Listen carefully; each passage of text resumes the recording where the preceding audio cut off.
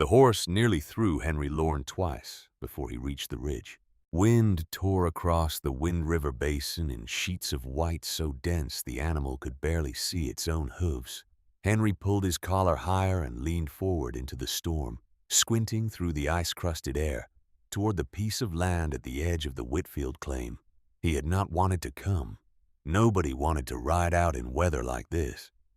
Not when the temperature had dropped to 4 below zero, and the sky looked like it had forgotten the sun existed entirely.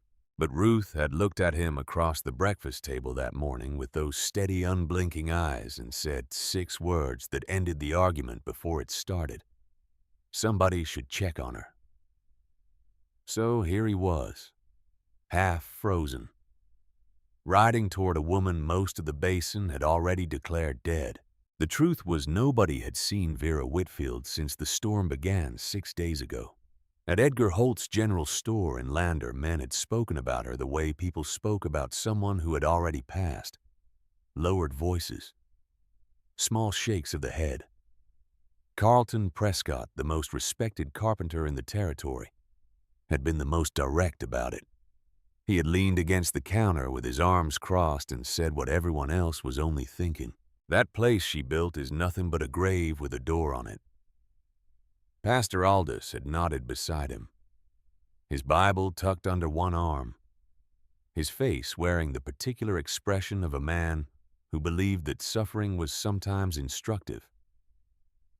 Henry had said nothing at the time. He had finished buying his nails and walked out. But the words had stayed with him through the night, and by morning he was saddling his horse. Now, cresting the hill above the Whitfield claim, he scanned the white landscape for any sign of the structure.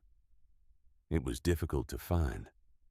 The shelter sat half buried into the hillside, its sod roof blending almost perfectly with the snow-covered ground.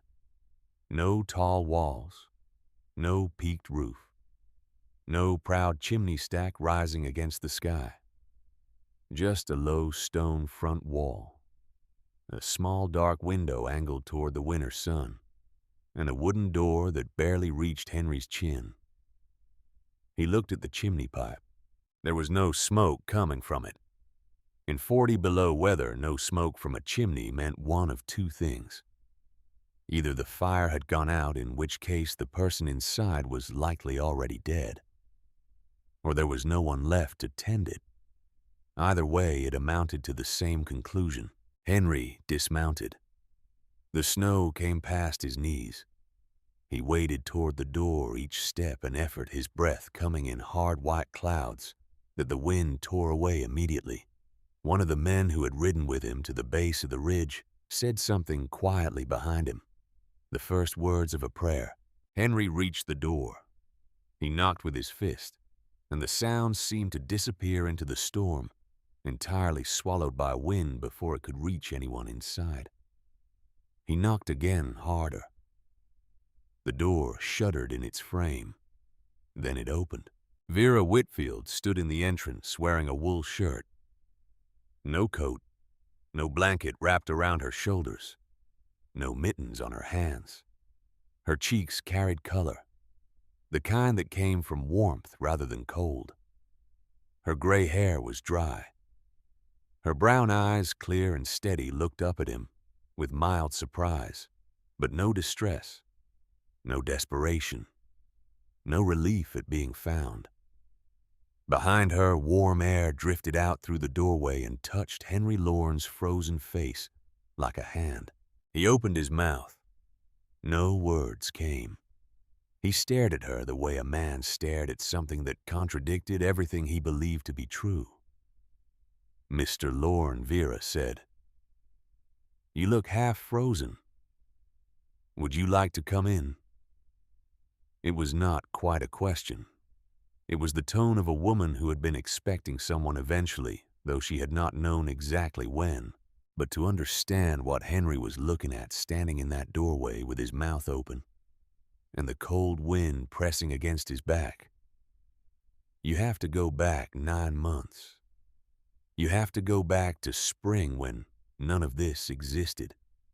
when Vera Whitfield was still a woman on a wagon moving west through a landscape she had never seen, carrying almost nothing, heading towards something she could not yet name. Edmund Whitfield died on a Tuesday afternoon in November of 1882.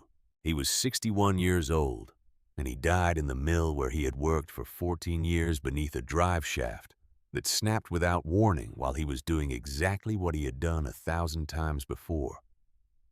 The mill paid Vera $12 in compensation. The landlord gave her 2 weeks to vacate the room they had rented above a dry goods store in Pennsylvania. Her parents were both long gone. Edmund had no living family. By the end of that second week, Vera had sold everything she could not carry and used the money to buy passage west. She was 62 years old. She had been married for 34 years. She had spent those years keeping house, keeping accounts, keeping the kind of quiet company that a curious man found necessary when his thoughts outran his words, which Edmund's thoughts did often and enthusiastically. She did not choose Wyoming because she knew anything about it. She chose it because the Homestead Act offered 160 acres to anyone willing to live on the land and work it for 5 years. And because Wyoming was one of the few territories where a woman could file a claim in her own name.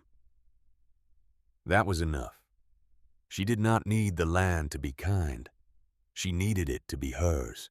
The Wind River Basin received her in May of 1883, with sagebrush and open sky and wind that never fully stopped.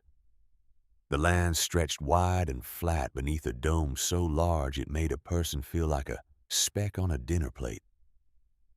Cottonwood trees grew in thin lines along the creek beds, but the open ground between was nearly treeless, swept by winds that carried enough force to lean a grown person sideways without warning. In winter, those winds carried temperatures that could kill an unprotected man in under an hour. Every homesteader in the basin understood one fundamental truth: survival depended on wood. You built your cabin from timber. You heated it with timber. You burned 3 to 6 cords of wood every winter just to keep the air inside warm enough to breathe without pain. For a man with sons to help him swing an axe, this was brutal but manageable. For a woman alone, and a woman of 62 at that, it was something close to impossible. Vera understood this within her first week. She walked her claim from corner to corner, counting trees. The number was small. Even if she cut every one of them, she would not have enough to build a proper cabin, much less fuel it through a single Wyoming winter, much less 5 winters. The arithmetic did not work. It would never work. She sat on a flat rock at the edge of her property that first evening, watching the sun drop low and turn the sky the color of a healing bruise. The wind pressed against her, steady and patient, as if testing whether she would stay or go. Vera reached into her canvas bag and pulled out Edmund's notebook. It was a small thing bound in brown leather that had gone soft from years of handling. Edmund had been a curious man, the kind who read everything he could find and wrote down whatever interested him in the scattered fashion of someone who collected ideas the way other men collected tools. The pages were filled with his handwriting, sometimes neat, sometimes cramped, covering subjects that ranged from water table depths to the construction methods of people who had built their homes against cliff faces and into the earth itself. She turned to a page near the middle. Edmund had drawn a simple diagram, a vertical line representing depth with temperature markings beside it. At the surface, the temperature swung wildly over 100 degrees in summer and well below 0 in winter. But as the line went deeper, the swings narrowed. At 6 feet below the surface, Edmund had written a number and circled it: 45 to 50 degrees, year-round. Beside the circled number in smaller script, he had added 2 words and a mark: stable, consistent, and then a question mark. because Edmund had written it down. But Edmund had never actually tried it. He had read about it somewhere in one of the pamphlets or journals he was always collecting, and he had found it interesting enough to record. And he had added the question mark because he was an honest man who knew the difference between what he had verified and what he had only imagined. Vera remembered the evening he had told her about it. They were sitting by the stove in their rented room in Pennsylvania, and Edmund was reading about root cellars, and he had looked up with that brightness in his eyes that meant he had found something that excited him. He had described it the way he described everything that excited him, with too many words and too much enthusiasm. And she had laughed and asked if he planned to live underground like a mole.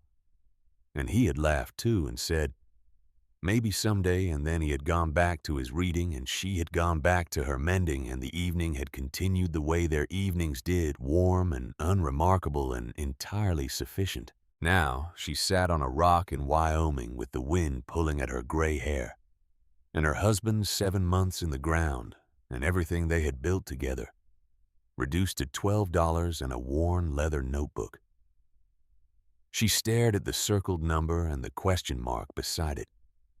She said the words quietly to the page, to the man who had written on it, to whatever remained of him that might still be listening. If you were wrong, I die trusting you. She closed the notebook. She stood up. She reached into the wagon and picked up the shovel she had bought in Lander that morning, and she walked to the south-facing hillside on the northern edge of her claim, and she began to dig. The supply store in Lander was a low building with a plank porch and a sign that read, Holt General Merchandise, and Edgar Holt ran it with the quiet efficiency of a man who had been watching human beings make decisions for 4 decades and had learned to hold his opinions about those decisions mostly to himself. He was 62 years old, the same age as Vera, with wire spectacles and a habit of observing his customers more carefully than he observed his inventory. He noticed things. He noticed, for instance, that the widow who had come in 3 times that week was buying rope and shovels and fire brick and clay mortar. He noticed she was buying these things without any lumber. He noticed the way she moved through the store, not browsing, but selecting the movements of someone who had already made decisions and was simply executing them. The 3rd time she came in, he said carefully that the territory was hard on people who came in pairs, and harder still on someone alone. Vera looked up from the coin she was counting on the counter and said she knew that. Edgar waited for more. She offered nothing else. She gathered her purchases and walked out. She had almost reached her wagon when she discovered a bundle of tallow candles wrapped in brown paper, sitting on top of her supplies, that she had not purchased and had not paid for. She turned back toward the store. Inside, an older woman with white hair pulled back tightly was paying Edgar for something at the counter. Vera did not recognize her. She stepped back inside and said that someone had left candles with her things, and she had not paid for them. Edgar glanced toward the white-haired woman, but the woman was already walking toward the back of the store without turning around. Edgar said simply that someone with a kind heart had left them, and that Vera ought to take them. The white-haired woman disappeared through the rear door.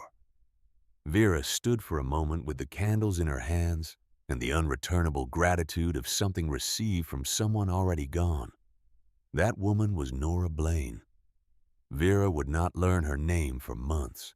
On her way out of the store that same afternoon, Vera passed a man examining a stack of fresh-cut lumber beside the porch.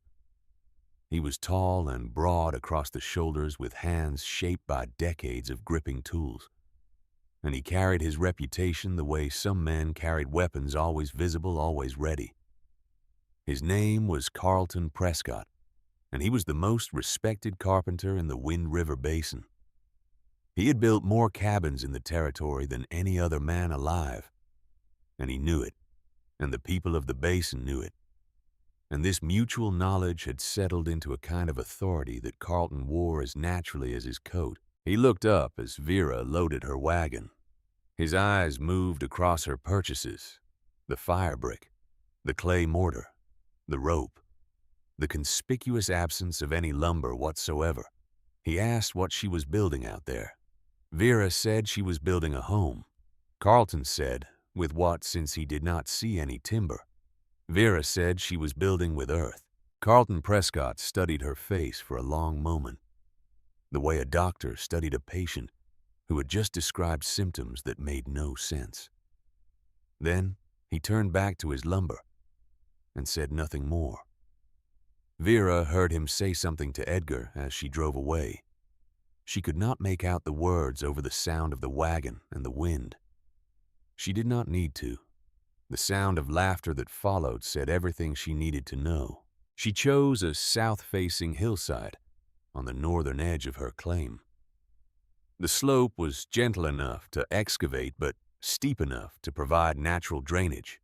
The soil was dense clay and sandstone, stable and dry, the kind of ground that held its shape when you cut into it. She began digging on a Monday morning in early June. By the end of the first day, she had carved roughly 2 feet into the hillside. Her hands, softened by years of indoor work, blistered before noon. By evening, the blisters had torn open. She wrapped strips of cloth around her palms, flexed her fingers until the pain became something she could set to one side, and continued. Each day she dug deeper. 3 feet, 5 feet, 8 feet, 8. The work was brutal and solitary. She swung the pickaxe until her shoulders burned, then switched to the shovel until her back seized, then returned to the pickaxe. She hauled excavated earth out in a wooden bucket and dumped it beside the entrance where she would later use it for the sod roof. Nobody came to help. Nobody offered. By the second week, she had carved nearly 10 feet into the hillside, and the space was beginning to take shape, a rough rectangular chamber that would become the single room she needed. The clay walls were cool to the touch, even in the June heat, and the air inside carried a stillness that felt almost like a held breath. On the 15th day, her shovel struck rock. She adjusted her angle and struck again. The blade glanced off.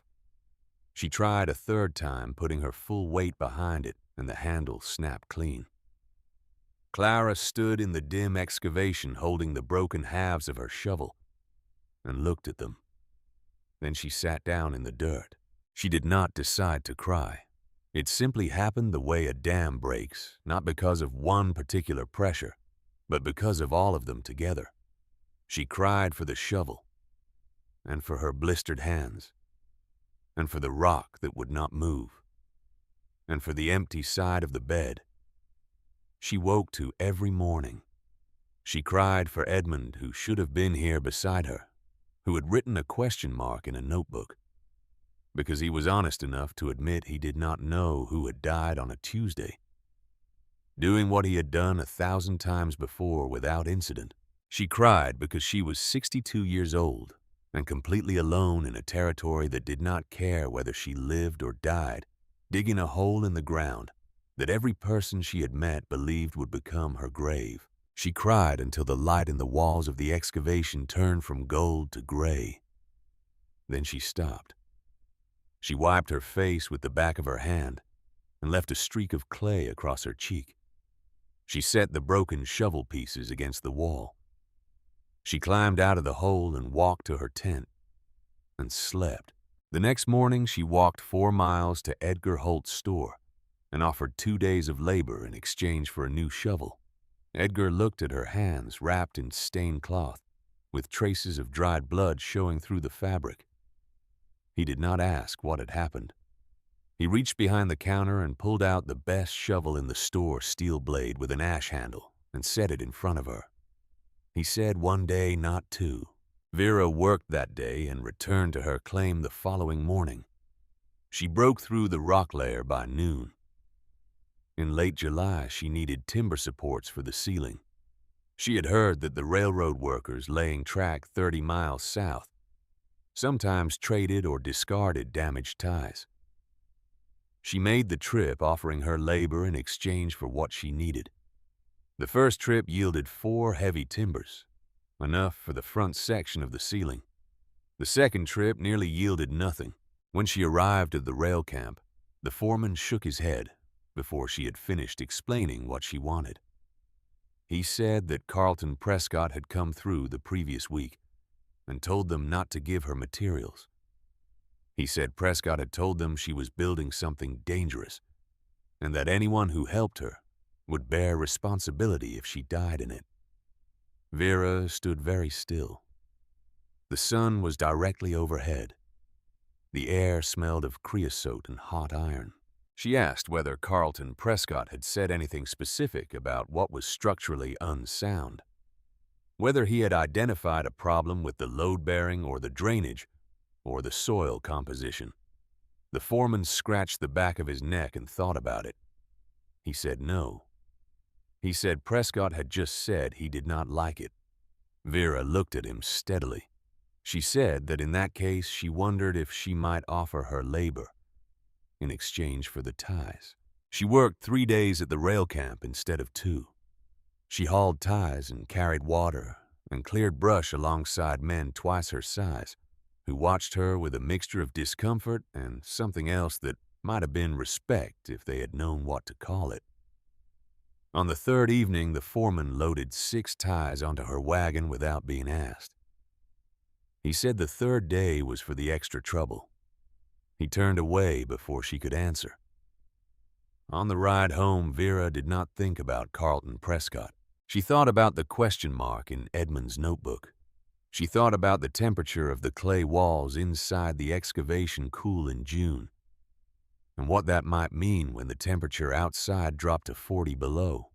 She thought about the specific weight of the railroad ties and how many she would need to span the ceiling of a room 10 feet deep and 12 feet wide. She thought about Edmund sitting by the stove in Pennsylvania, reading about root cellars with that brightness in his eyes. And she thought about the fact that he had never gotten to test the thing he had found so interesting.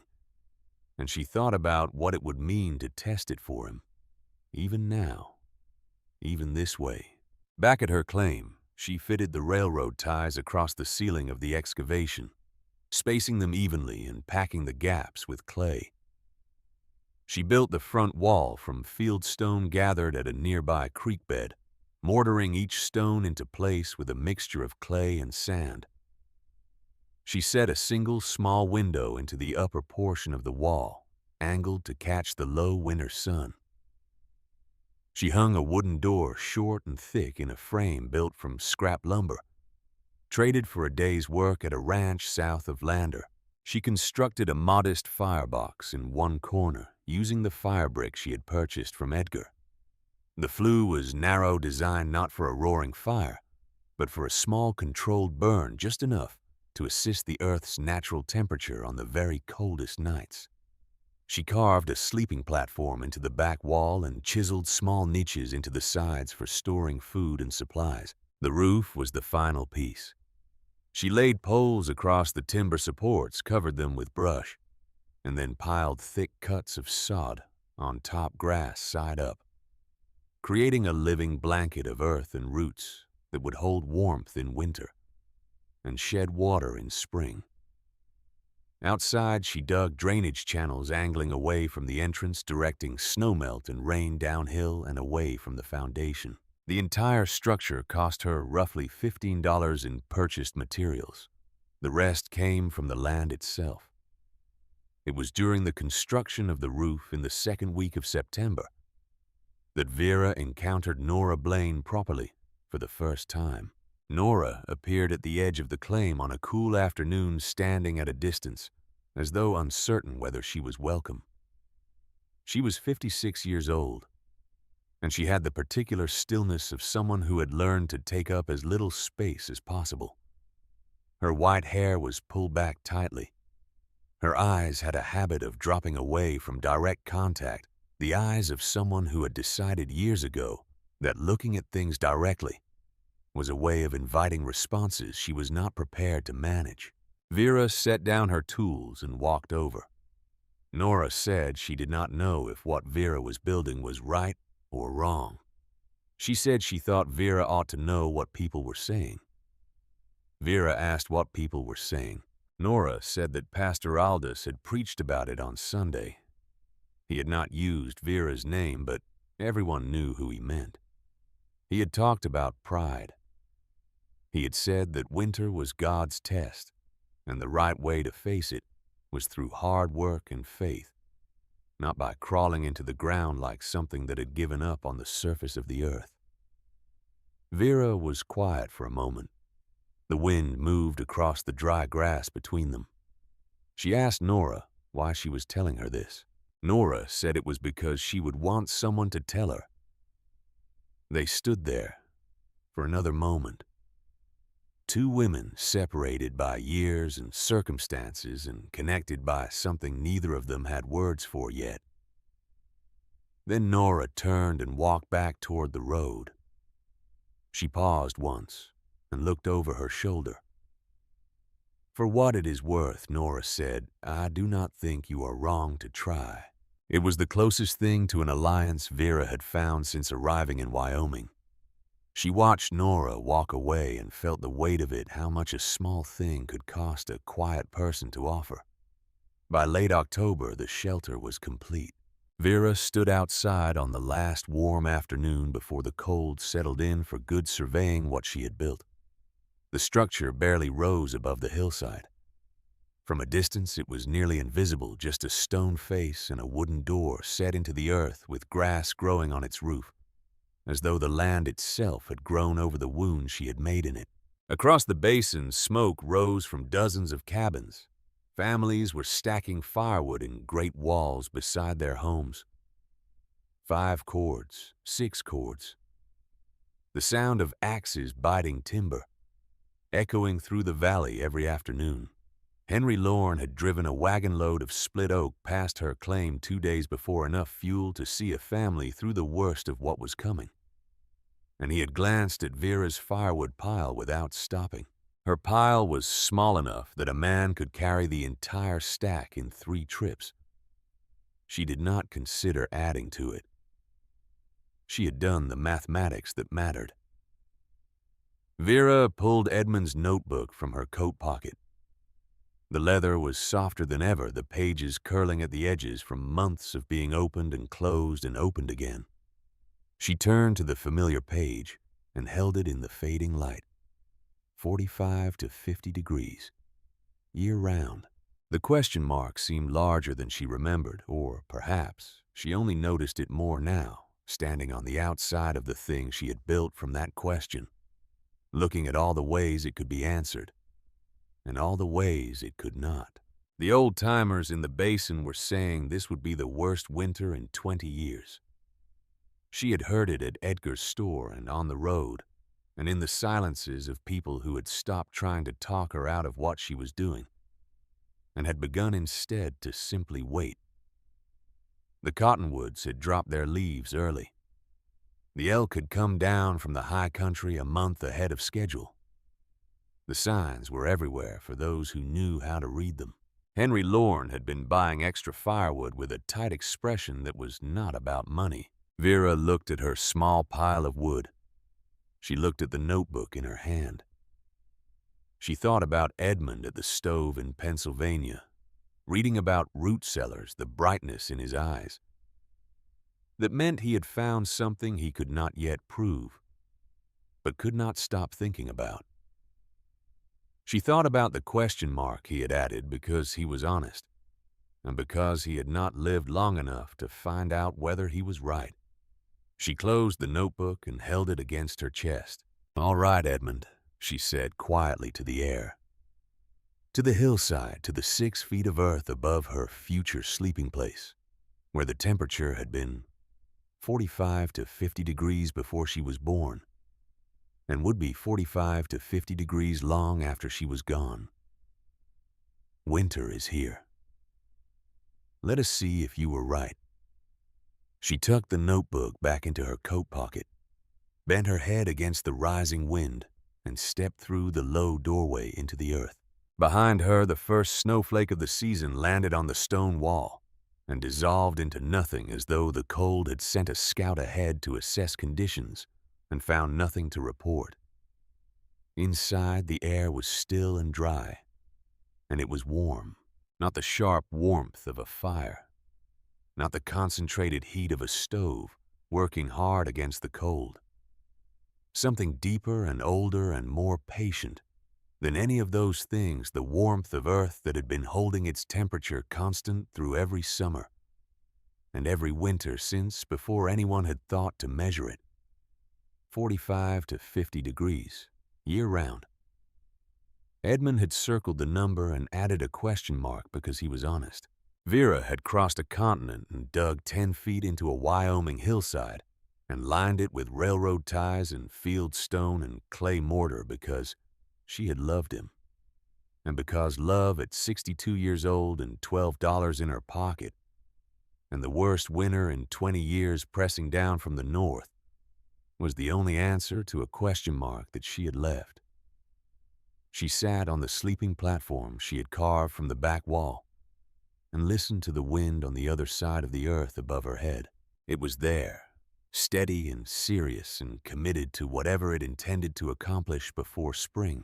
She could hear it, the way you heard a river from the bottom of a boat, the sound traveling through solid material rather than through air, changed in quality, reduced in urgency, present, but not immediate. The earth was between her and it. Edmund had been right. She did not know yet how right or what that rightness would mean when the storm came in earnest, or what it would mean to the people of the basin who had spoken her name with the voices people used for the already gone.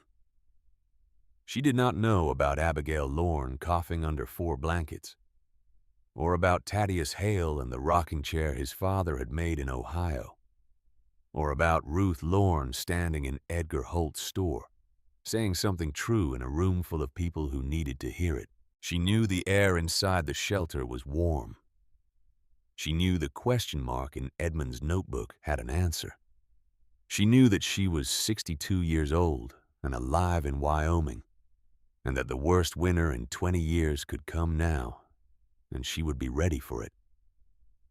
She lay down on the sleeping platform and pulled her blanket over her, and felt the particular quality of warmth that rose from earth, rather than from fire, constant and unhurried, and entirely indifferent to the season raging above it.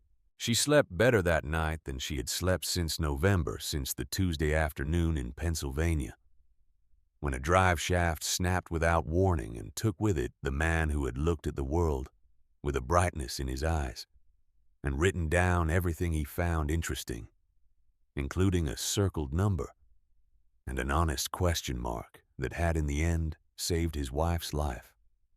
The storm arrived on the second Monday of December with a sound like the sky itself had decided to come down. It did not build gradually. There was no slow escalation of wind, no warning flurries, no morning of uneasy clouds that gave a person time to prepare. The wind simply appeared howling across the Wind River Basin from the northwest, at velocities that bent the cottonwood trees along the creek nearly horizontal, and within an hour, the air turned white.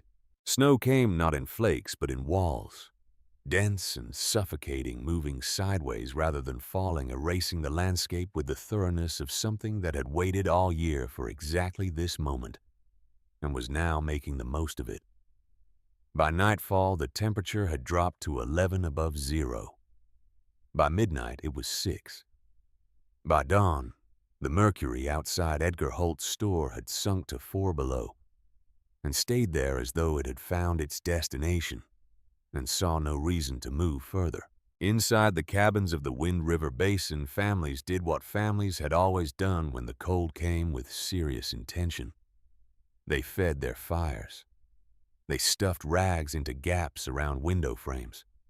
They pulled children close and counted their wood supplies with the tight arithmetic of people who had done this before and understood that the numbers had to work, or the consequences would not be theoretical. At the Lorne homestead, Henry fed logs into the fireplace every 90 minutes through the first night.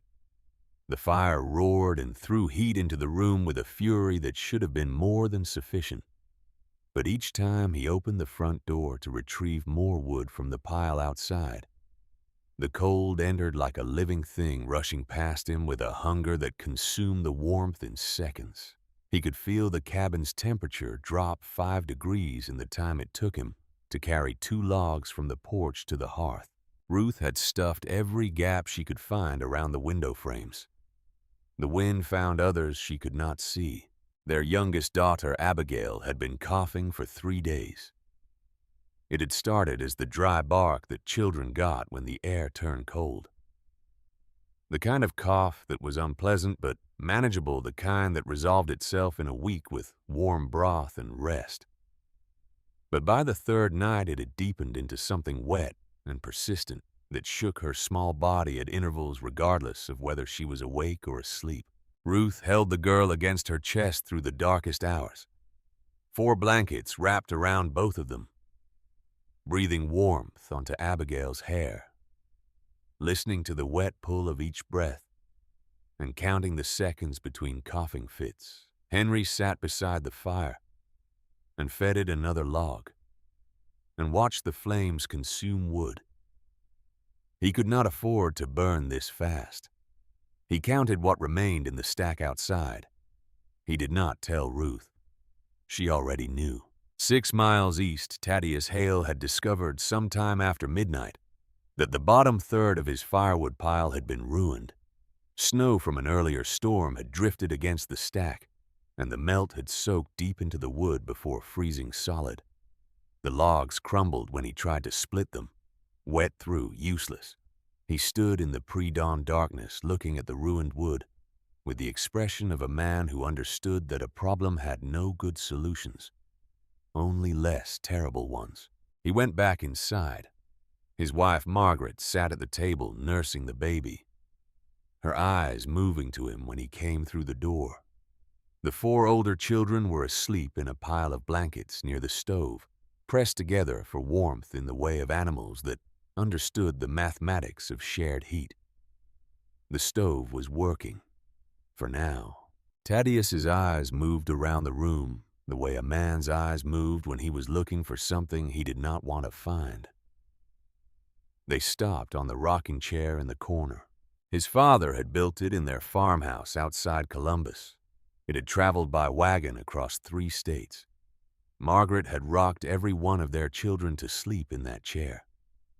It had the particular quality of worn wood that came not from age alone, but from use, from the specific friction of years of the same motion.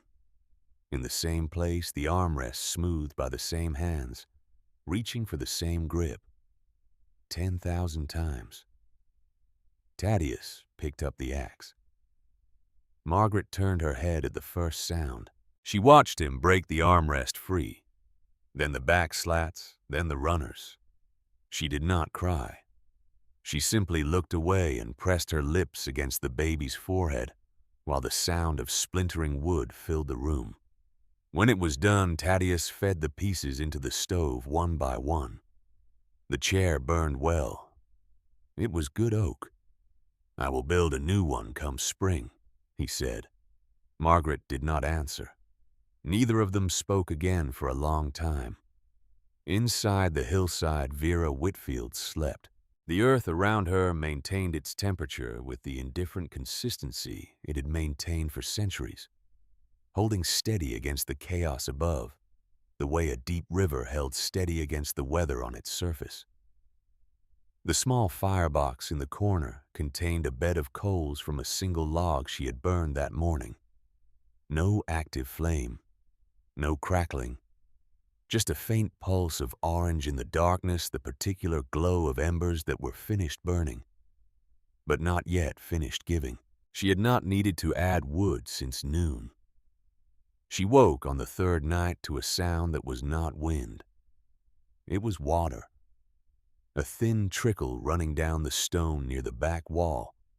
tracing a dark line across the surface before dripping onto the edge of her sleeping platform, with a patience that suggested it had been doing this for some time and intended to continue. Vera sat up and touched the wet stone. Her fingers came away cold. Above her, somewhere in the 6 feet of earth between her ceiling and the surface, a seam in the rock had opened just enough to allow snowmelt to find a path through. The water was not pouring in. It was slow, almost polite about it. She understood what slow water could do. She had seen what it did to foundations in Pennsylvania. How a trickle became a channel. How a channel became a collapse. She had seen it in mines and in the stories Edmund told about structural failures, how the ones that came from water were always the ones that surprised people because the water never seemed like enough. Right up until the moment it was more than enough. She lit a candle. The flame threw long shadows across the walls. She could see the line of moisture on the ceiling extending from the seam toward the front of the shelter, thin as a thread, but moving with the quiet determination of something that had found its direction and was committed to following it. If she did nothing, the water would continue. The clay in the walls would soften at the contact points. The ceiling above, heavy with railroad ties and 6 feet of packed earth, would begin to sag at the weakest place. Everything she had built would dissolve around her, one careful drop at a time. Vera took her knife from the storage niche beside the sleeping platform. She stood on the platform with her arms above her head and began to cut a shallow channel into the stone ceiling, working by candlelight, redirecting the water toward the corner where she could catch it in a bucket rather than let it spread along the wall. The rock resisted every stroke. Chips fell into her eyes and hair. The angle was awkward, both arms raised and working against gravity. And after the first hour, her shoulders were burning, and after the second hour, her arms were going in and out of numbness in a way that was not reassuring. She kept cutting. The third hour was when the voice came. Not a voice from outside. Not the wind which was still pressing against the earth above her head with its indifferent fury. The voice was interior, and it was calm, and it said things with the flat reasonableness of a thought that had been waiting for the right moment to be heard. "You are 62 years old," the voice said. "You are standing in the dark with your arms over your head and water dripping down your wrists, and no one in the territory knows where you are tonight, or whether you are alive or dead. You have been cutting stone for 3 hours and the channel is half finished, and your arms are not going to last another 3 hours." Vera lowered her arms. She stood on the sleeping platform and looked at the trickle of water still running its patient line across the ceiling, still moving, still finding its way toward the wall, with the unhurried confidence of something that didn't need to hurry. She thought about Carlton Prescott at the rail camp, about the trip she had made there in July, the 3 days of labor in the heat, and the foreman's face when Carlton Prescott's name came up. She thought about what it had cost to spend those 3 days doing work that would have taken a different person one day to accomplish through simple purchase. And she thought about why it had cost that much, and who had made it cost that much. She thought about Abigail Lorne. She had not met Abigail.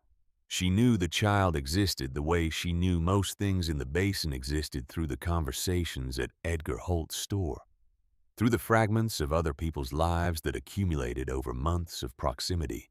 She knew Henry Lorne had a daughter who was 4 years old. She knew the Lorne cabin had been built by Carlton Prescott 3 years ago. She knew the cabin was cold because Henry had told her so in September, with the particular confidence of a man who had not yet had a reason to question his own arrangements. She thought about what it meant that a child was sleeping under 4 blankets in a structure that Carlton Prescott had built with every resource available to him, while she was standing in a structure she had built alone for $15, and the warmth in here was not even close to failing. She raised her arms and continued cutting. She finished the channel an hour before dawn. The water followed the new groove, obediently running along the redirected path and dripping into the bucket she had positioned in the corner. The trickle that had been threatening the wall was now contained, managed, reduced from a problem to a task. The sleeping platform was dry. The walls were dry. The air was still warm. Vera sat on the edge of the platform with her arms hanging at her sides and her hands raw and trembling slightly. She looked at the bucket in the corner, already collecting the clear, steady drip of mountain water, finding its way through 6 feet of earth and stone. She almost laughed. Edmund had not written anything in his notebook about water intrusion. He had written about temperature, about the stable, consistent warmth of the earth at depth. He had not anticipated this particular problem, because he had never actually built what he had only imagined. And the gap between imagining and building was always where the unplanned things lived. "You gave me the idea," she said to the empty room. "The details are mine." She lay down on the dry platform and closed her eyes. Within minutes, she was asleep, one arm hanging over the edge, her hand open, resting on the warm earth floor. On the second day of the storm at noon, someone knocked on the door. The sound reached Vera through the close air of the shelter, muffled by 6 feet of earth above and around her, but unmistakable. Not the wind, not the settling of the structure, the specific irregular percussion of a human fist against wood, the sound of someone who had arrived somewhere and was announcing themselves. She crossed to the door and opened it. Henry Lorne stood on the step. He was barely recognizable under the snow that had packed itself against every surface of him, from his hat to his boots. His face had the color of ash, and his eyes carried the particular quality of a man who had been frightened to the point where maintaining the ordinary performance of competence required more than he had available. He was a large man built for the prairie, and the storm had reduced him to something smaller than his size suggested he could be. Vera stepped back from the door without speaking. He came inside. He sat down on the floor near the firebox without being asked and held his hands toward the warmth. He did not take off his coat. He stared at the small fire in the firebox and said nothing for a long time. Vera brought him hot water snow she had melted and boiled the only hot drink she had to offer. He held the cup in both hands and looked at it, and then looked at the firebox, and then looked at the clay walls, and then looked at the floor. His expression was doing something complicated. Then he told her. He told her about the woodpile. 12 cords of hardwood, more than he had ever laid in before a winter, stacked with care and covered. The most fuel he had ever prepared. Enough by every calculation he had made to last through any winter. Turner County had produced. The drifts had buried it in the first 6 hours of the storm. Not partially. Completely. Under 6 feet of compacted snow and ice that had frozen to the consistency of packed stone, as unreachable as if it had never existed. The iron stove in his cabin had gone cold 14 hours into the blizzard. Ruth had burned the kitchen chairs first. Then the furniture from the bedroom. Then the wooden crates from the barn that he had hauled inside through the storm. Then sections of their own floor pried up with a crowbar, while Ruth held the lamp, and neither of them said what they were both thinking about: how many boards were left and how many days were ahead. His son Ezra was 15, old enough to understand what the arithmetic meant. And Abigail. Henry stopped. He was not a man who stopped in the middle of sentences. He was not a man who sat on the floors of people he had doubted and stared at the walls. The man sitting on Vera's floor at that moment was a man who had been taken apart by something and had not yet determined whether the pieces could be reassembled the same way. He said his daughter had been coughing for a week. He said each night it got worse. He said their cabin was cold no matter what they did. He said he could not keep her warm. He said he could not keep any of them warm. He had used her first name. He had not done that before. Vera looked at him for a moment. She looked at the cup of hot water in his large hands, the knuckles cracked from cold, and worked the specific exhaustion in his face that was not about the storm alone, but about everything the storm had revealed about the limits of what he had believed he controlled. She recognized the expression. She had worn it herself kneeling on a kitchen floor in Pennsylvania, while a mill representative handed her $12 and told her it was the company's policy. And she had understood in that moment that the life she had been building with Edmund had been built partly on assumptions about continuity that the world did not actually guarantee. She reached into the storage niche beside the sleeping platform and took out the small bottle she had been keeping there since Edgar Holt had quietly pressed it into her hands 3 weeks before, along with a look over his wire spectacles that said he knew things about Wyoming winters that he preferred not to put into words. She told Henry to mix a small amount with warm honey and give it to Abigail before sleep. She said it would not cure the cough, but it would ease her throat and help her rest. She said rest was what the child needed most. She placed the bottle in his hand and held it there for a moment. Then she told him that when the storm passed, she wanted him to come back. She said there were things she could show him about his cabin that would not require starting over, but would make a meaningful difference before next winter arrived. Henry looked at the bottle. He looked at Vera. Something was working behind his eyes. A rearrangement of categories, a revision of assessments that had seemed settled. He nodded once. The motion was short and tight, and contained more than he was able to say. Then he pulled on his gloves and stepped back out into the white. He did not speak on the ride home. Ruth was watching for him through the frost-rimmed window and came to the door before he had finished tying the horse. She took one look at his face and understood two things simultaneously. Clara Whitfield was alive, and something had changed in her husband in a way that would take time to understand fully. At Edgar Holt's store on the third day of the storm, the men who had gathered around the central stove were doing what men did when they were frightened and could not act. They were talking. The conversation moved through practical territory. First, the Henderson family at the western edge of the basin, and whether anyone had checked on them, the question of whether the supply road to Lander would be passable within the week, the state of various wood supplies and the various calculations being made across the basin about what remained and what would be needed. Then someone mentioned Vera Whitfield.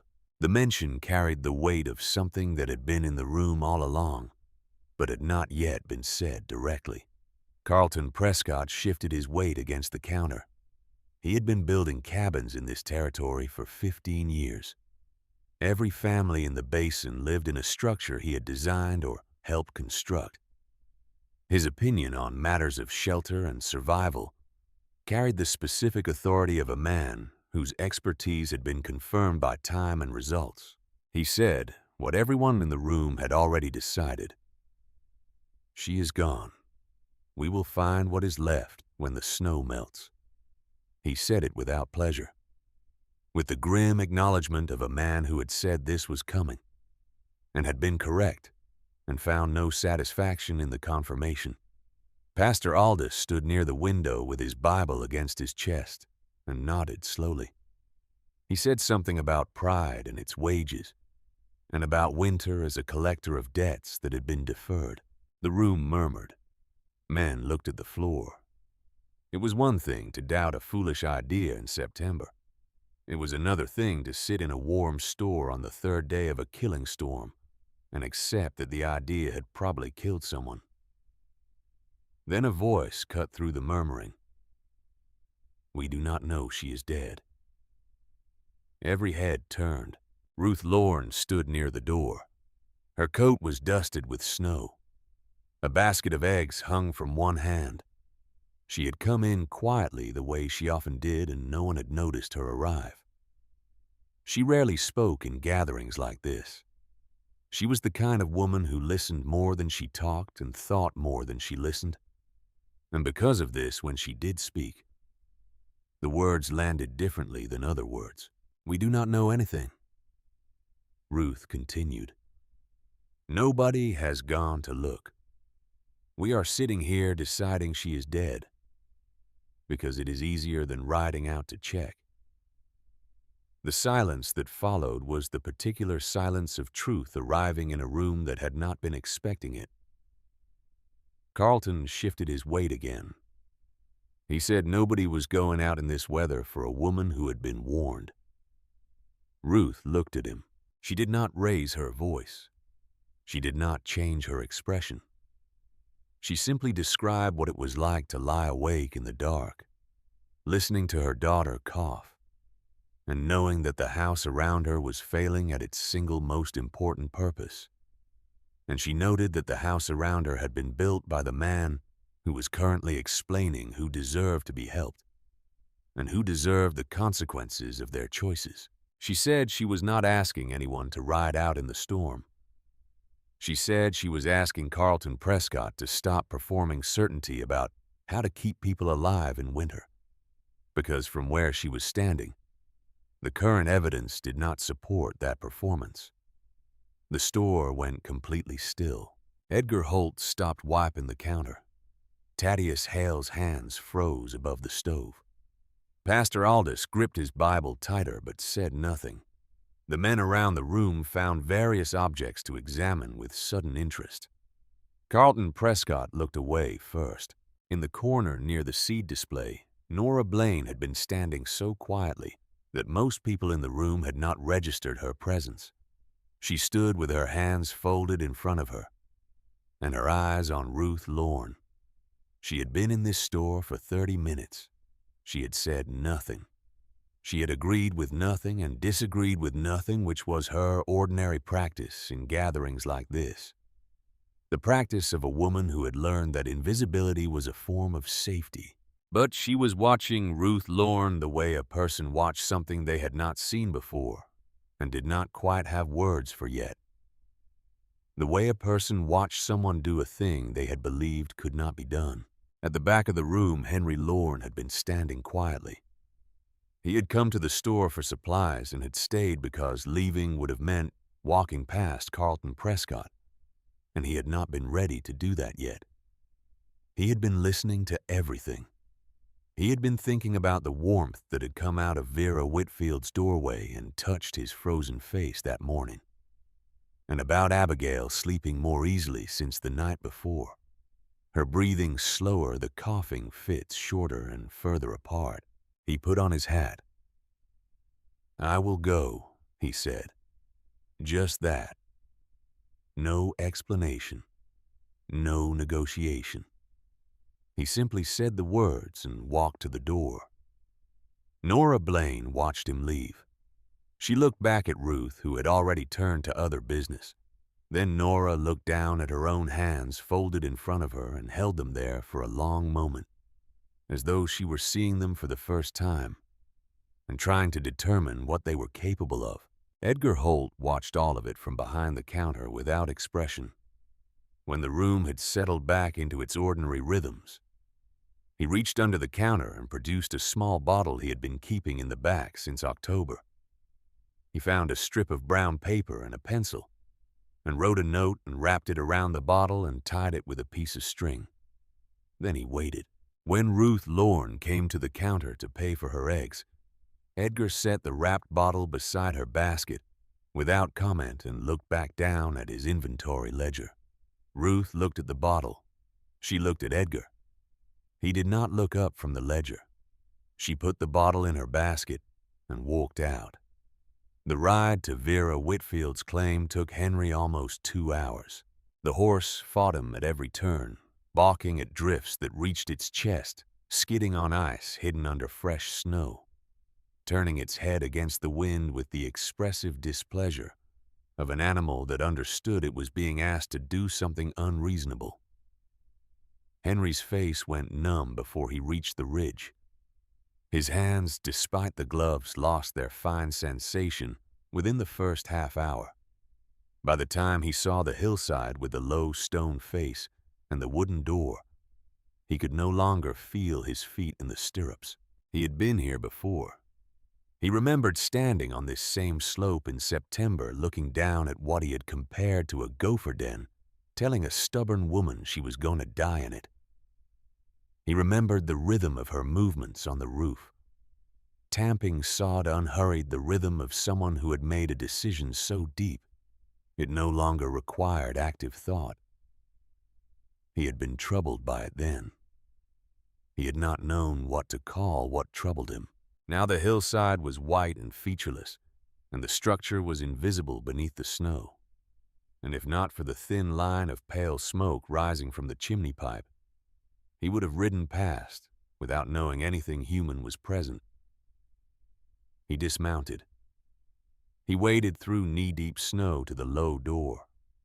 He knocked. His frozen knuckles barely made a sound. The door opened, and the warmth came out.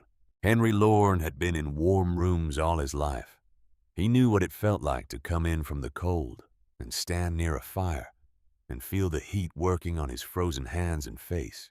He knew the sharp, concentrated warmth of a good iron stove, the way it hit you from one direction and cooked the side nearest to it while the far side stayed cold. This was not that. This warmth came from everywhere at once. It rose from the floor and radiated from the walls and settled from the air above him, all simultaneously, the way warmth existed inside a living body, distributed, internal, not dependent on a single source. It was not dramatic. It was not intense. It was steady and deep, and it reached into his frozen hands and feet and face and began with a patience no fireplace could match to undo what the cold had done. He pulled off his gloves. His fingers, white and stiff, began to ache as circulation returned. He flexed them slowly, watching the color come back. The firebox in the corner held a bed of coals no larger than what you might find at the end of a modest evening fire. No active flame, no fresh logs waiting. He asked how much firewood she had been burning.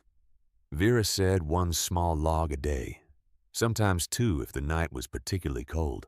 Henry looked at the firebox. He thought about his own cabin, the fire that roared around the clock, the door opening and closing and the warmth escaping every time, the stack of wood shrinking by the day. He thought about Ruth stuffing rags into gaps in the walls that Carlton Prescott had built 3 years ago and charged a fair price for. He thought about the rocking chair Thaddeus Hale had broken apart and fed to his stove while his wife looked away.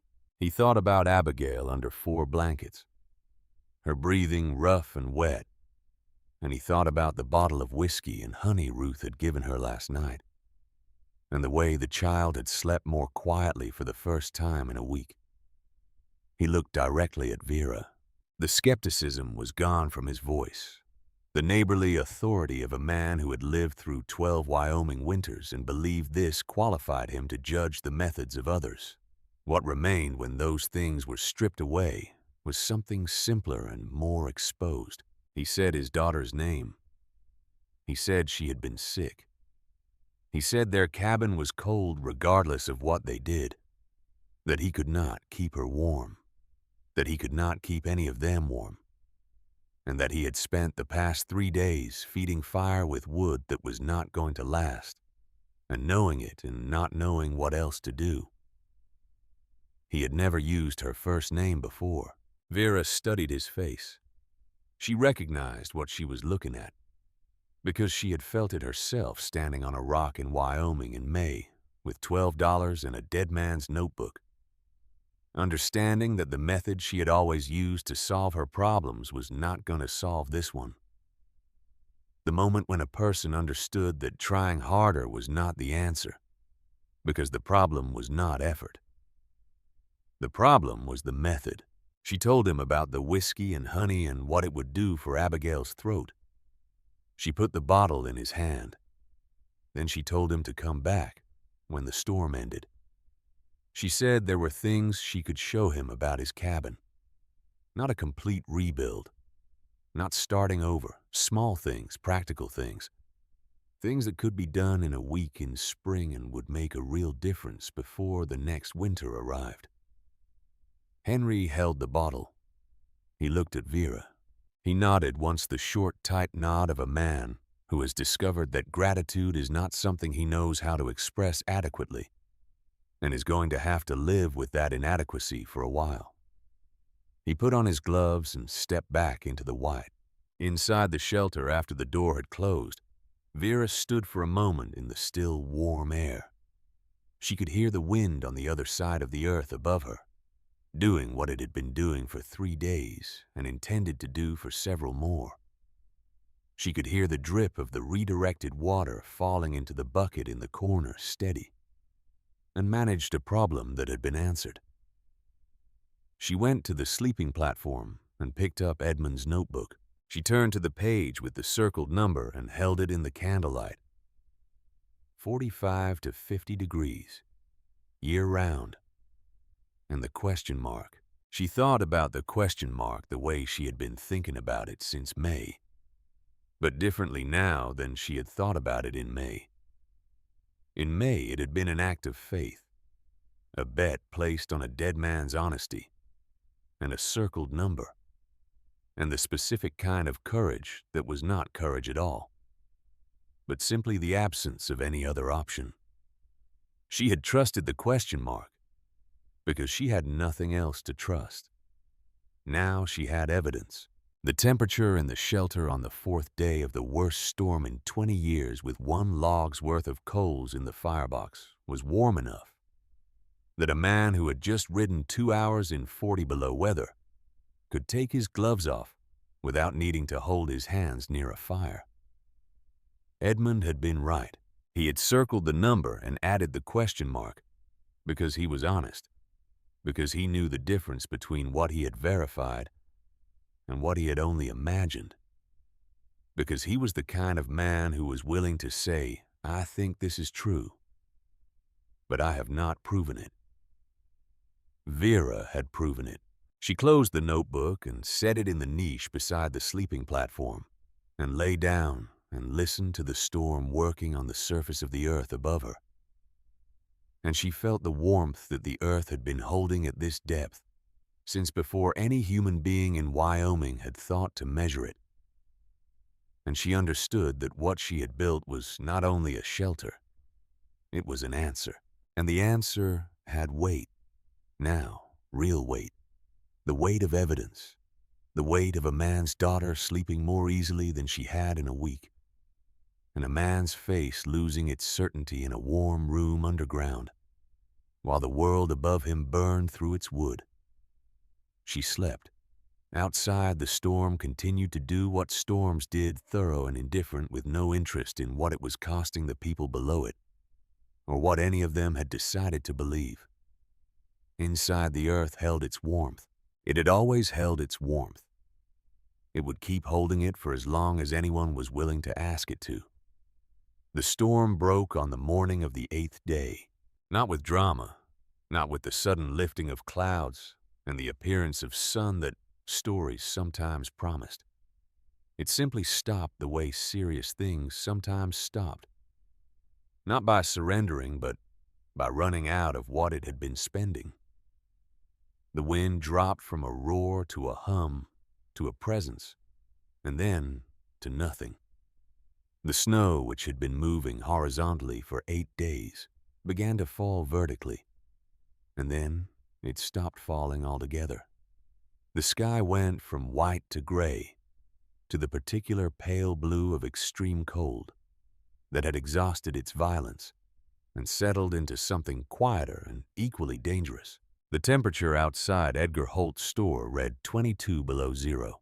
The basin looked like the surface of another planet. Drifts had reshaped everything. Fence lines had disappeared. The road to Lander was a theory rather than a fact. its location suggested by the relative height of the snow on either side, where it should have been. Trees that had been visible landmarks since summer were buried to their midpoints or gone entirely beneath the accumulated weight of a storm that the old-timers would spend the next decade citing as the reference point for how bad things could genuinely get. The people of the basin emerged slowly, carefully, the way people emerged from something that had shown them its full capacity and left them uncertain whether it was finished. At the Lorne homestead, Henry dug out the front door before dawn and stood in the opening looking at the white landscape with the expression of a man taking inventory after a fire. The woodpile was nearly gone. What remained would last another week if they were careful. Ruth stood beside him with her hand on his arm, not saying anything, understanding that some calculations needed to be made in silence. Abigail was breathing clearly for the first time in 10 days. The cough had not disappeared entirely, but it had lost its wet, alarming quality and returned to the dry bark of something ordinary, something that belonged to winter and would leave with it. The child was asleep in the back room under her 4 blankets with the particular deep stillness of a small body that had spent a week fighting and had finally been allowed to rest. Henry looked at what remained of the woodpile. He thought about the bottle in Vera Whitfield's storage niche and the warmth that had come out of her doorway when she opened it. He thought about 1 log a day. At Thaddeus Hale's homestead, the rocking chair was ash. The fire had lasted. The family had lasted. Margaret was making cornbread with the last of the flour when Thaddeus came inside from assessing the damage, and she was doing it with the focused efficiency of a woman who had decided that the way forward was through the next necessary action. And then the one after that, and that the ones before were finished and could not be changed. Thaddeus sat down at the kitchen table and looked at the empty corner where the rocking chair had stood for 3 years. He sat there for a while, then he went out to check on the animals. At Edgar Holt's store, the gathering that assembled on the morning after the storm ended had a different quality than the gathering that had assembled 3 days into it. The voices were quieter. The certainties were fewer. Men who had spent a week at the edge of what their preparations could cover had returned from that edge with a specific kind of humility that was not performative but structural, built into them now by the experience rather than adopted as a posture. Carlton Prescott was there. He stood at his usual place against the counter, but the stance was different. Something about the way he occupied the space had changed, as though the storm had adjusted the weight he was carrying, and the adjustment had not yet settled into a new equilibrium. Henry Lorne came in and bought supplies, and did not look at Carlton directly. He was thinking about the trip he was going to make. 3 days after the storm ended, a group of homesteaders rode out to Vera Whitfield's claim. Henry led the way. Carlton came. Thaddeus came with his notebook. 3 other men whose cabins had nearly failed, and who had spent the week after the storm thinking about why. Edgar Holt closed the store for the afternoon and came on foot, moving through the snow with the patient deliberateness of a man who had decided something was worth the effort and was not interested in being rushed. Vera heard them coming and opened the door before they knocked. She stood in the entrance with the same absence of surprise she had shown when Henry appeared alone a week before, the composure of a woman who had been expecting a visit and was simply unclear on the timing. She stepped aside and gestured them in 8 people crowding into a room designed for 19 bodies, filling a space that had kept one woman warm through 8 days of 40 below temperatures on 1 log a day. Within seconds, every one of them noticed the same thing. The breath that had been visible as white clouds outside vanished the moment they stepped through the doorway. The air wrapped around them, steady and present, coming from the floor and the walls simultaneously. The particular warmth that Vera had been living inside for months, and that each of them was encountering for the first time. Carlton Prescott waited before doing anything else. He had brought a thermometer. He held it at chest height in the center of the room and watched the mercury for several minutes while conversation moved around him. The firebox had been cold for hours. Vera had not added fuel since early that morning. Carlton looked at the thermometer. The glass tube read 56 degrees. He stared at it the way a man stared at a document that disproved something he had built his professional identity on, not with anger, not with the defensive speed of someone preparing a counter-argument, but with the slow, careful attention of a craftsman encountering evidence he had not anticipated and understood he was obligated to take seriously. Thaddeus opened his notebook and began writing. Henry pressed his palm flat against the earth floor and held it there for a long moment. He looked up at Vera with an expression she recognized because she had felt it herself. The expression of someone standing in the confirmation of something they had been told, but had not fully believed until this moment. Edgar Holt stood near the wall and ran his fingertips along the clay surface and said nothing. Carlton excused himself and went outside. He walked slowly around the structure, and this time he was not walking around it with the dismissive circuit of a man confirming a negative assessment. He was walking around it with a carpenter's eyes, taking in details he had not looked for before, because he had not been looking for anything except the flaws he expected to find. He saw the drainage channels cut into the slope above and beside the entrance, angling water away from the foundation with a precision that suggested they had been planned rather than improvised. He saw the angle of the south-facing stone wall, calculated to catch the low winter sun at exactly the angle that would provide maximum passive warming during the coldest months. He saw the sod roof, thick and dense, and rooted a living insulation that no sawmill had produced and no amount of money could replicate. He came back inside. He crouched down and pressed his thumb into the mortar between two of the field stones in the front wall and tested its resistance. He straightened and looked at the railroad ties spanning the ceiling, the spacing the way the clay had been packed into the gaps.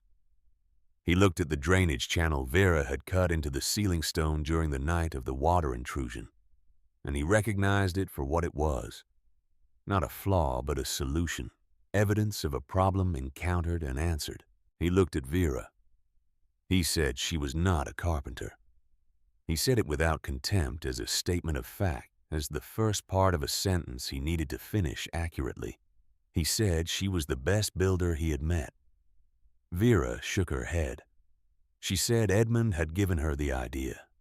She said she had provided the nerve to try it. Carlton looked at the floor. He said having the nerve was the part most people could not manage. He left shortly after without ceremony, walking to his horse, with the particular gait of a man who had set something down that he had been carrying for a long time and was adjusting to the changed weight of himself without it. Vera watched him go. She did not feel triumph. She was 62 years old, and she had dug 10 feet into a Wyoming hillside alone and spent 8 days of the worst storm in 20 years. And the result of that digging, and she was still alive, and the people she had been told would bury her in the spring were standing on her floor being warm.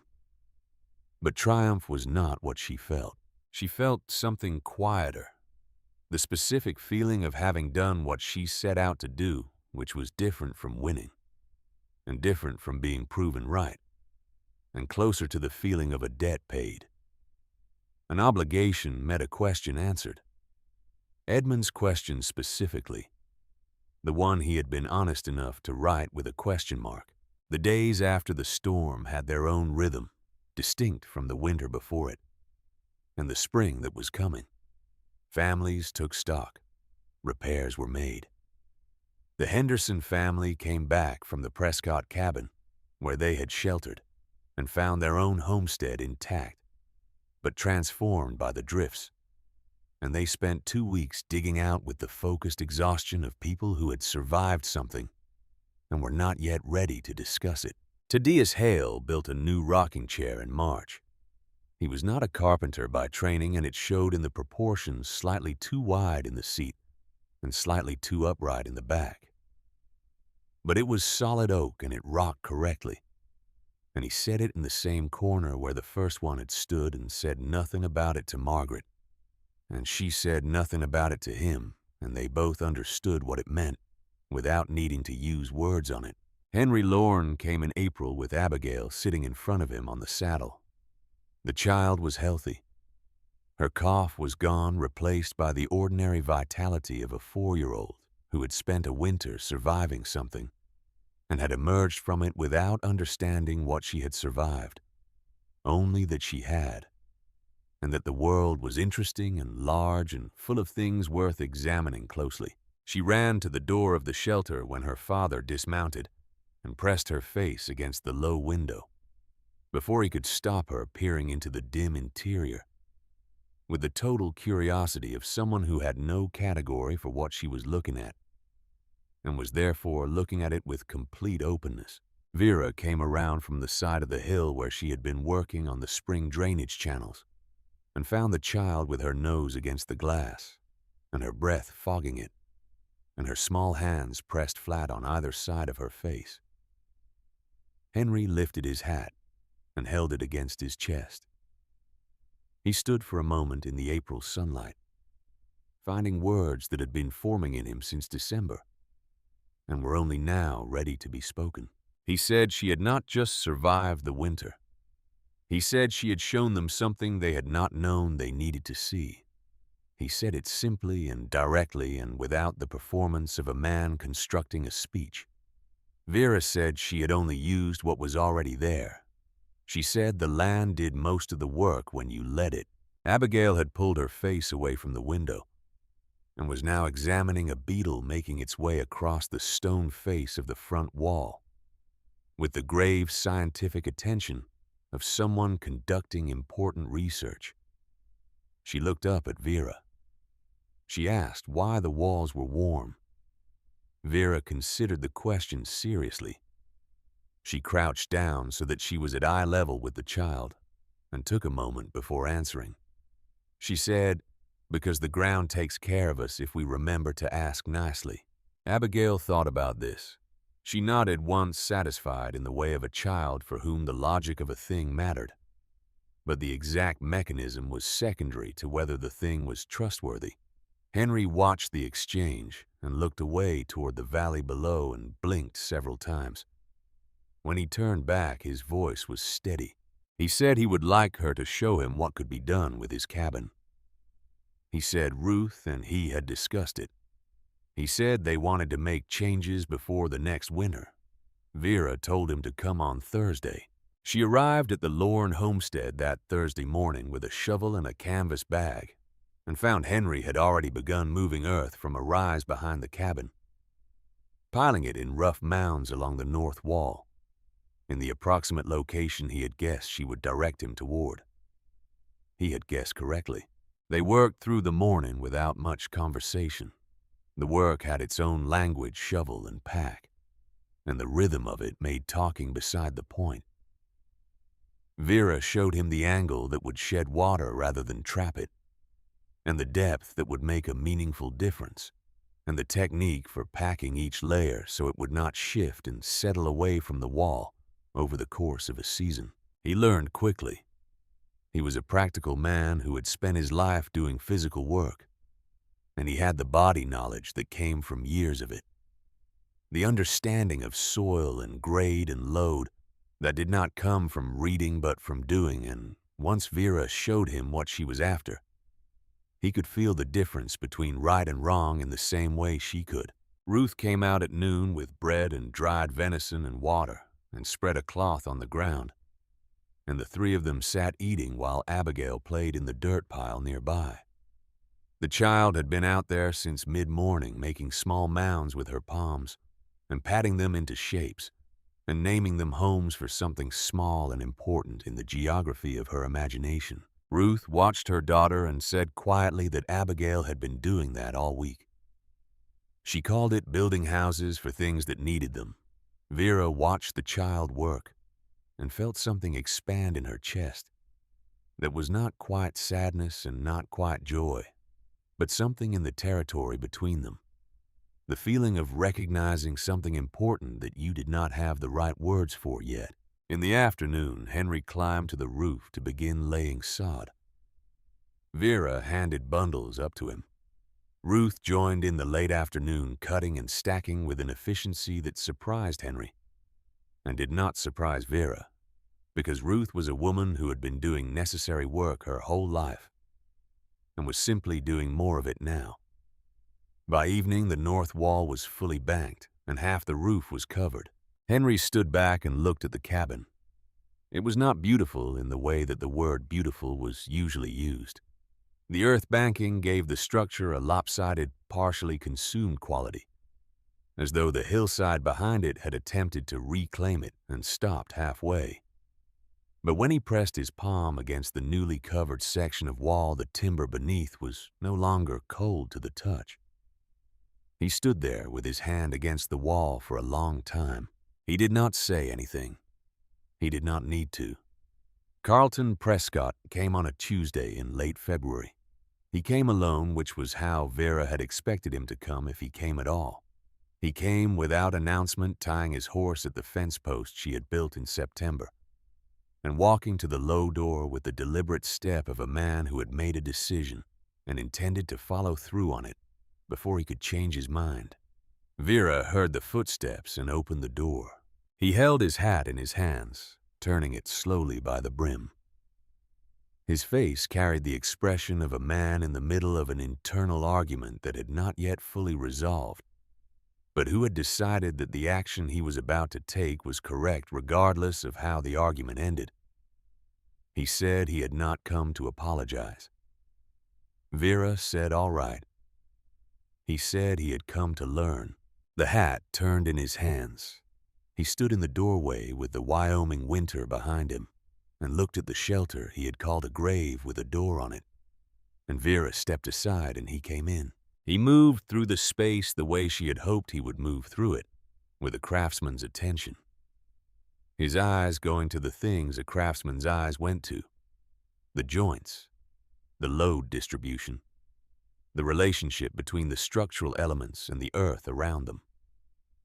He ran his hands along surfaces and tested mortar, and looked at angles with the specific focus of a man who was reading a building the way he read everything he built, looking for the principles behind the decisions.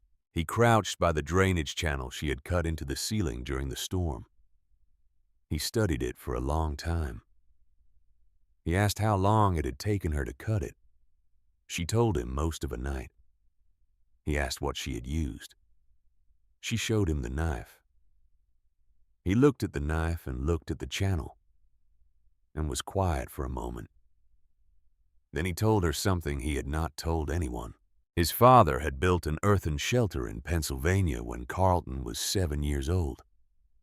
Not a home, a winter room, a place to store food and shelter animals during the worst weeks. He had built it into a hillside south of the barn, using techniques he had learned from an older German farmer and the county techniques that had come to Pennsylvania from somewhere further east and further back. The shelter had worked. It had been warm through winters that froze the water in the buckets inside the barn. The neighbors had talked about it the way they talked about anything that deviated from the ordinary. They had called it poor man's construction. They had said it was the kind of thing people did when they could not afford to do it properly.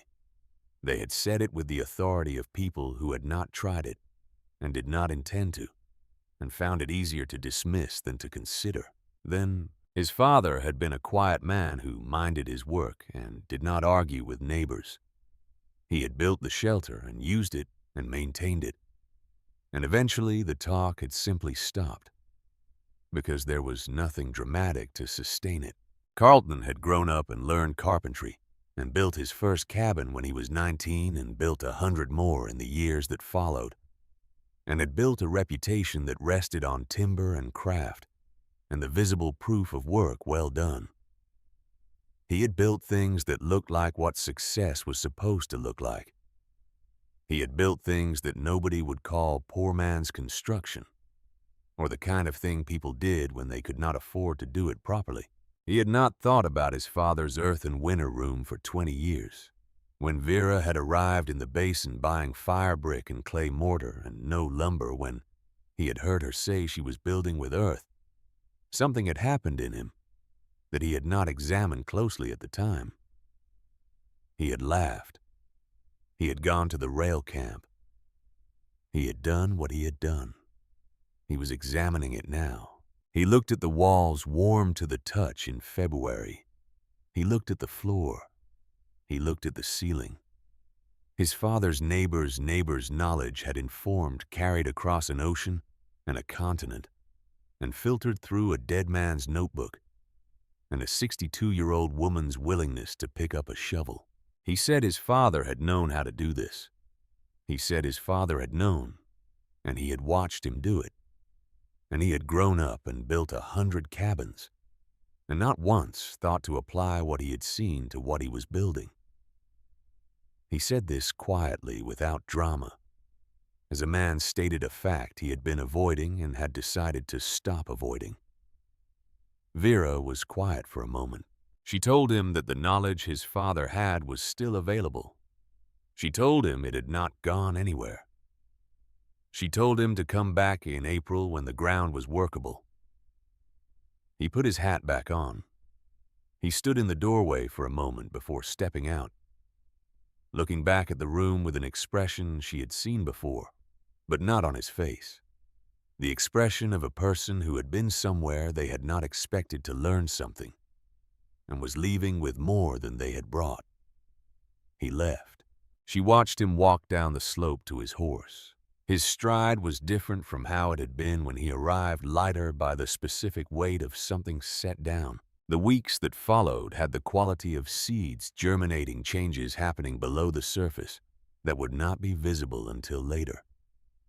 Henry Lorne and Ruth banked the remaining walls of their cabin in March and laid the final sod on the roof and tested the result through a late cold snap in April that dropped the temperature to 10 below for 4 days. Their wood consumption during those 4 days was less than half what it had been during the same temperature range in December. Ruth wrote this down. She told Margaret Hale, who told 2 other women who told their husbands.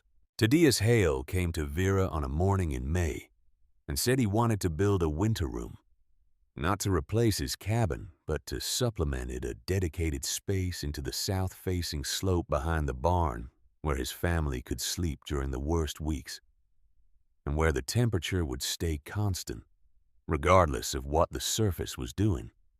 He said he had been thinking about it since the storm. He said he thought about the rocking chair every time he sat at the kitchen table in the space where it used to be. Vera visited his site twice as he built.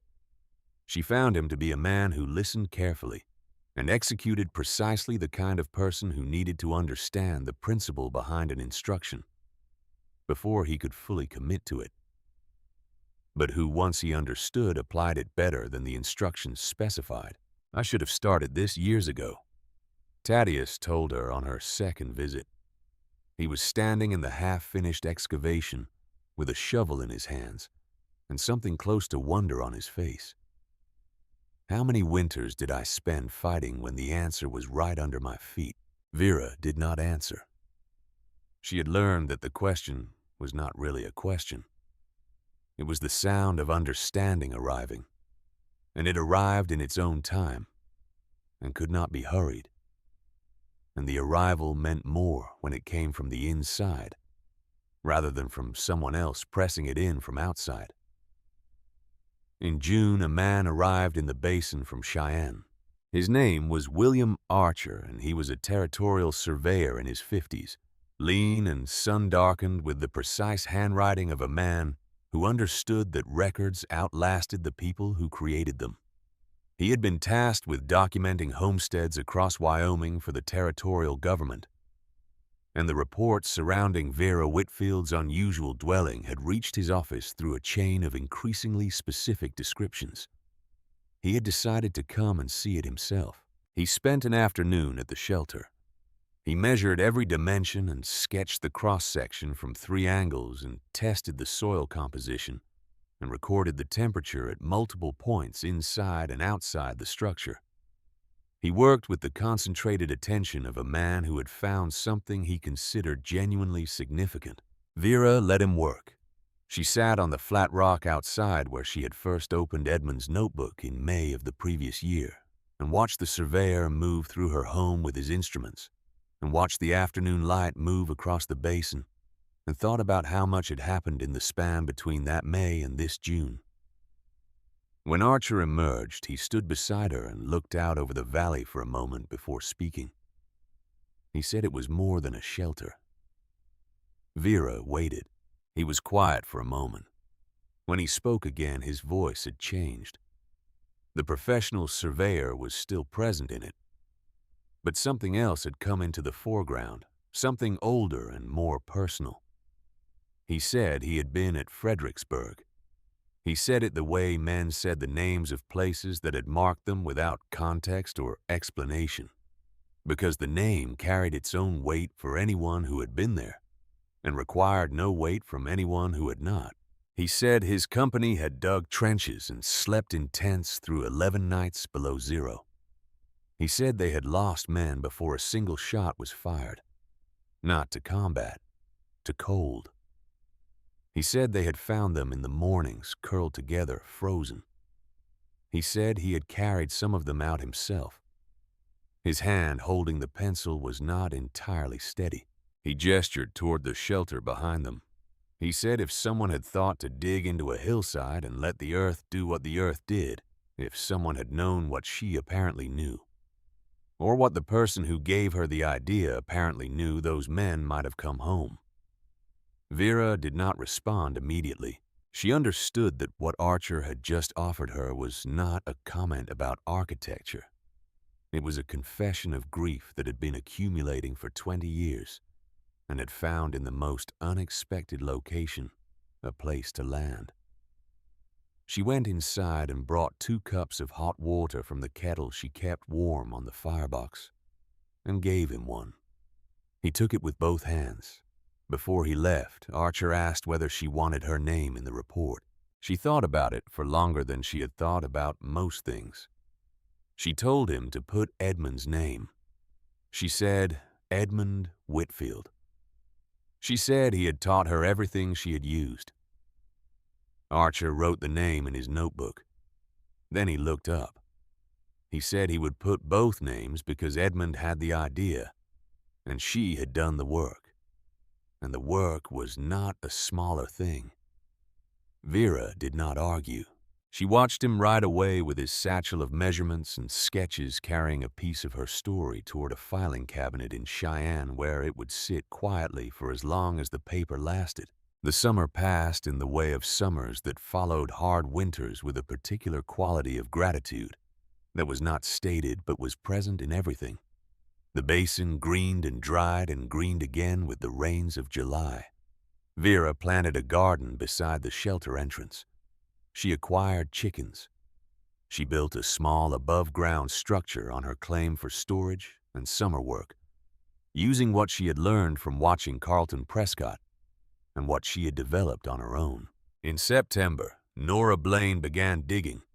Vera heard about it from Edgar, who had sold Nora a new shovel and a bag of fire brick without asking a single question, and who had mentioned it to Vera in the tone he used for things he thought she would want to know. Vera walked 3 miles to Nora's claim on a cool September afternoon and found her knee-deep in the beginning of a hillside excavation, her white hair tied back with a strip of cloth, her arms streaked with clay, working at a pace that suggested she had been at it for some time and intended to continue. Vera said she had not known Nora was starting. Nora said she had not told anyone. Vera asked if she would like help. Nora straightened up and leaned on her shovel and looked at Vera.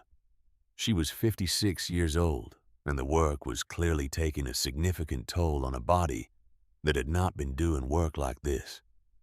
Her breathing labored, her hands raw at the knuckles. her back already showing the early signs of what 2 months of this would do to it. But her eyes were bright with something Vera recognized immediately, because she had felt it herself on a south-facing hillside in May of the previous year. The brightness of a person who has decided something for themselves, rather than having it decided for them, and has found in that decision something they had not known they were missing. Nora said no. She said she needed to do it herself. Vera understood. She reached into her coat and produced Edmund's notebook. The brown leather worn almost smooth now. The pages softened by a year of being opened and read and handled. She set it on a flat rock beside the excavation and told Nora to return it when she was finished. Nora looked at the notebook. She looked at Vera. She said she would take good care of it. Vera walked home. 3 weeks later, Nora appeared at Vera's door with the notebook in one hand and a jar of preserves in the other. Her shelter was finished. It was smaller than Vera's, rougher in several of its particulars, with a door that stuck when the wind came from the east. But it was solid and dry and warm, and Nora had built it with her own hands, on her own claim. And it was hers in a way that the previous 11 years of her life in the basin had not entirely been.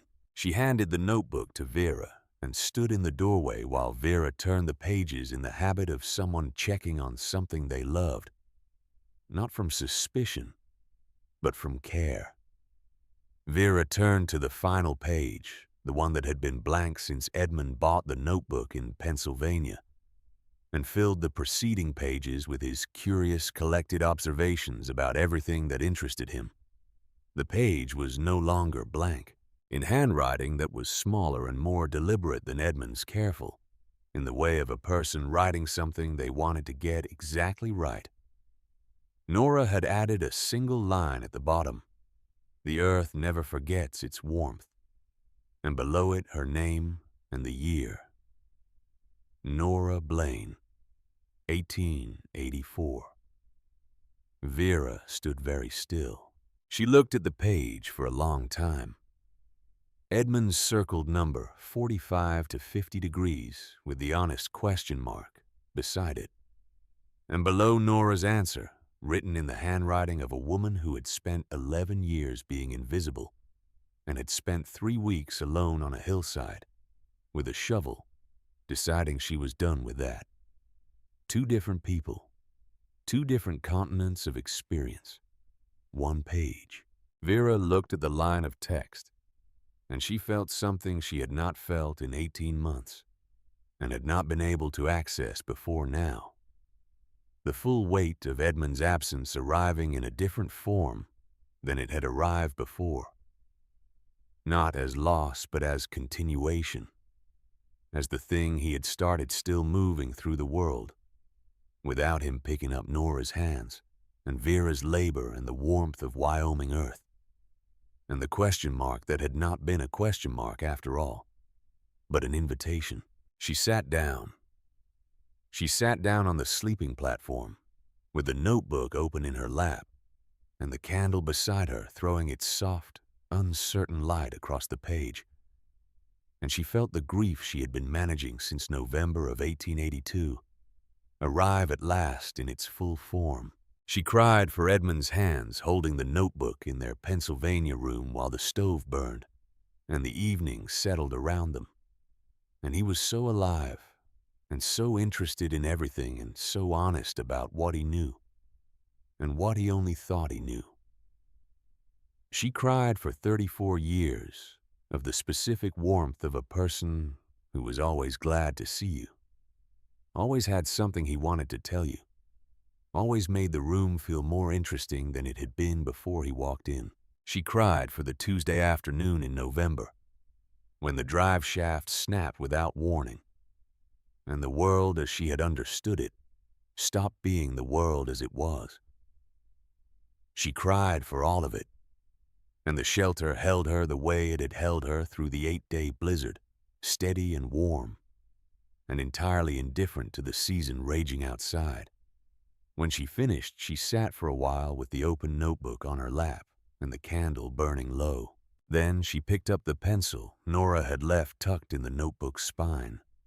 She turned to the page where Edmund had written his temperature notation, where Nora had written her answer, and she looked at the space below Nora's line. She wrote 3 words, "And so will I." She sat with the notebook after holding it, feeling the particular weight of an object that had been handled by many hands and had absorbed something of each of them.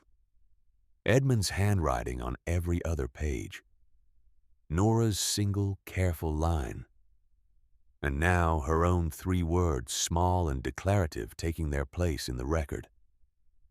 The candle burned down. The shelter stayed warm.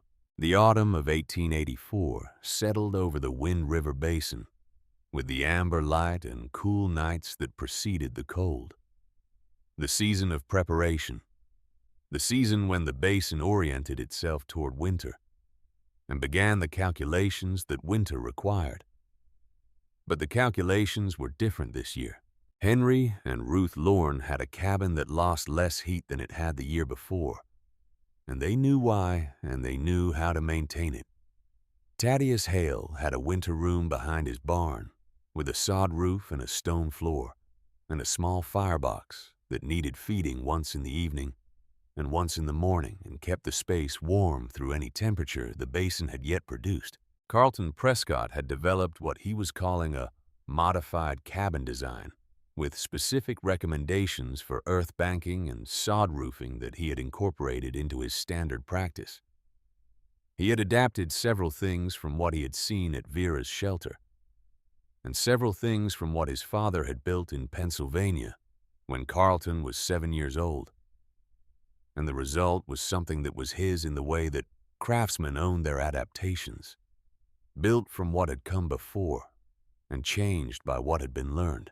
Nora Blaine was living in a shelter she had built herself, and she was not invisible. And she had written her name in a notebook that would outlast her.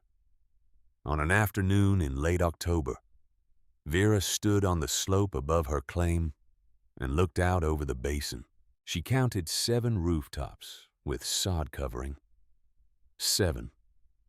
Not all of them hers to claim credit for. Many of them the result of Henry telling Martin and Martin telling someone else, and the knowledge moving the way. Knowledge moved when it was useful from hand to hand and mouth to mouth, finding its way to the people who needed it, without requiring the person who started it to be present at every transfer. 7. Edmund had circled a number and added a question mark because he was honest. She had picked up a shovel. From somewhere below the hill, a voice reached her high and clear in the October air. "Vera. Vera, Mama says, come for supper." Abigail Lorne was running up the slope with her small legs working hard, and her hair loose behind her in the wind, sent on an errand she had undertaken with the full seriousness of a 4-year-old assigned an important mission. Vera raised her hand and waved. She reached into her coat pocket and touched the notebook one last time. She could feel it through the leather, the warmth of it, the weight of Edmund's pages and Nora's line, and her own 3 words all together on the final page, layered there, the way sediment layered in stone, each deposit a record of what had been present at a particular time and left its mark before moving on. Then she let it go and walked down the hill toward the child. Abigail took her hand when she reached her. The girl's fingers were warm and small and gripped with the particular confidence of a child who had decided this was a hand worth holding and intended to hold it. They walked down together through the autumn grass. The woman and the child, their shadows stretching long behind them, in the fading light, toward the lit window of the Lorne cabin, where Ruth had made supper, and Henry was likely already at the table, and the evening was waiting the way evenings waited, with everything it would contain already present and only needing the people to arrive and receive it. Behind them on the hillside, the low stone face of the shelter sat in the late light. its sod roof green even in October, its wooden door closed against the evening chill. Inside, the earth held its warmth. It had held it before Vera arrived, and would hold it after she was gone 45 to 50 degrees at 6 feet of depth. Year-round summer and winter through blizzards and droughts, and the full range of what this particular corner of Wyoming was capable of producing. Edmund had been right. He had been honest enough to write a question mark rather than a period, because he had not proven it yet, and he had died before he could. Vera had proven it, and Nora had written the answer in the margin. And 7 sod-roofed homes in the Wind River Basin would be warmer this winter than they had been last winter, and warmer the winter after that, and the winter after that for as long as the people in them remembered why.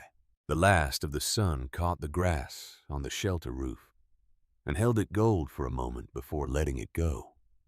Abigail swung their joined hands once twice a child's rhythm, the uncomplicated pleasure of motion and company. Winter was coming again.